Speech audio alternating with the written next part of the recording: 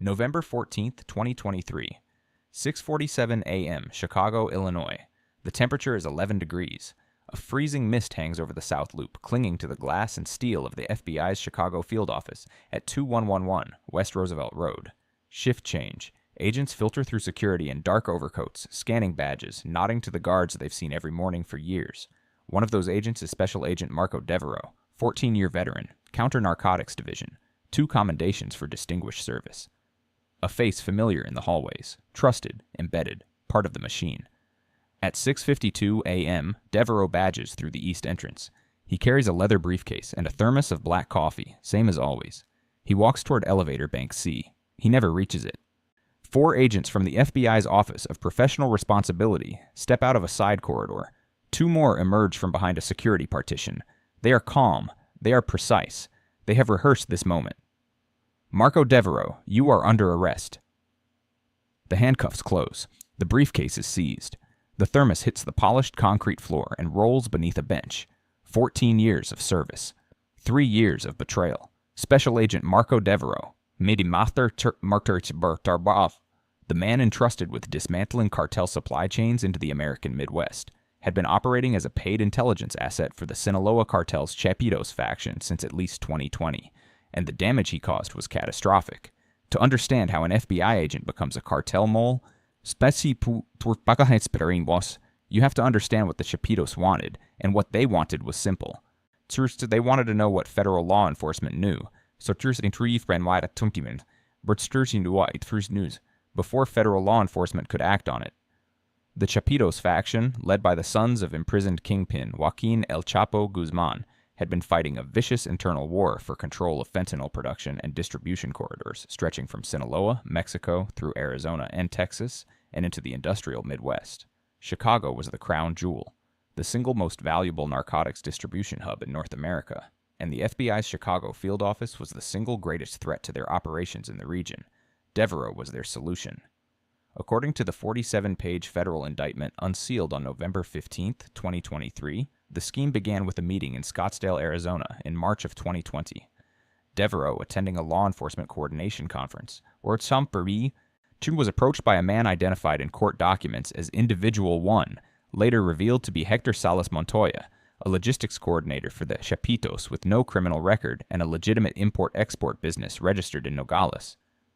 The initial ask was modest: travel schedules, conference attendee lists, the kind of information that seemed peripheral, harmless even. The payment was not modest: $50,000, cash, delivered in a gym bag to a storage unit Devereaux rented under a false name in Berwyn, Illinois. That was the hook. And it said, over the next 34 months, Devereaux provided the cartel with a staggering volume of classified intelligence. Sealed indictment targets, wiretap application details, confidential informant identities, planned raid dates and locations, DEA-FBI Joint Task Force operational blueprints, grand jury witness lists. The indictment catalogs 214 discrete instances of unauthorized disclosure of classified law enforcement information. 214 times, Marco Devereaux opened a door and let the enemy see inside. The operational consequences were devastating. At least 7 major interdiction operations between 2020 and 2023 were compromised before execution. Targets vanished. Stash houses were emptied hours before raids. In one instance, Operation Lakeshore, a coordinated takedown planned for September 2021, targeting a fentanyl pill pressing operation on Chicago's west side. Not only were the targets gone, but the location had been sanitized with industrial bleach. Every surface, every contact point, as if no one had ever been there. Just agents who had spent 11 months building that case walked into an empty building that smelled like a swimming pool. They didn't know why. Not yet. The investigation that would ultimately expose Devereaux began not in Chicago, but in Tucson. In January 2022, the DEA's Tucson Field Division intercepted a series of encrypted communications from a Chapitos courier arrested during a routine traffic stop on Interstate 19. The courier's phone, a modified Samsung device running a custom encrypted messaging application, was sent to the FBI's Operational Technology Division in Quantico, Virginia, for forensic extraction. It took 4 months to crack the encryption. What analysts found inside changed the trajectory of 3 ongoing federal investigations. Among 11,000 recovered messages was a thread between the courier and Salas Montoya, referencing payments to someone identified only as El Halcon, the Hawk. The messages discussed information that could only have come from inside federal law enforcement, specific case numbers, agent surnames, surveillance rotation schedules. This was not a local police leak. This was not a courthouse clerk selling docket information. This was someone inside the machine. Deep inside. The FBI's Inspection Division opened a formal internal investigation in June 2022 under the codename Operation Mirror Glass. A team of 12 agents drawn from field offices with no connection to Chicago was assembled under the direct supervision of FBI Deputy Director Paula Bate. Their mandate was singular: find El Halcon. The investigation proceeded on two parallel tracks. The first was digital. Analysts cross-referenced the compromised operational details found in the courier's phone against the universe of personnel with access to those specific pieces of information. Compartmentalization, the practice of restricting classified information to only those who need it, meant that the pool of potential suspects narrowed dramatically with each additional data point. By September 2022, the list was down to 9 names across 3 field offices. By December, it was down to 3, all in Chicago. The second track was financial. Forensic accountants from the FBI's Financial Crimes Section, working alongside investigators from the IRS Criminal Investigation Division and FinCEN, began constructing a shadow financial profile. They were looking for anomalies, unexplained deposits, lifestyle inconsistencies, shell accounts. What they found around Marco Devereaux was a masterclass in layered concealment, and ultimately a masterclass in failure. Devereaux had established 4 separate LLCs through a registered agent in Wyoming, a state whose corporate privacy laws make it a favored jurisdiction for opaque business structures. These entities, we listed in the indictment as Lakeview Capital Partners, Greenfield Acquisitions Group, Midwest Strategic Holdings, and Prairie Wind Consulting, had no employees, no clients, and no legitimate business activity. What they had were bank accounts. And those bank accounts received, over a 34-month period, wire transfers totaling $2.7 million. $2.7 million. For a GS-13 federal employee with a base salary of $107,000. The money moved through a maze. Cryptocurrency conversions through offshore exchanges. Structured cash deposits carefully kept below the $10,000 currency transaction report threshold. A technique called smurfing. At 17 different bank branches across 4 states.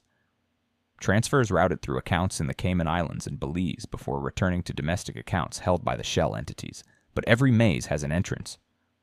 And forensic accountants are very, very patient. On August 3rd, 2023, a FISA court authorized comprehensive surveillance of Marco Devereaux's personal and professional communications.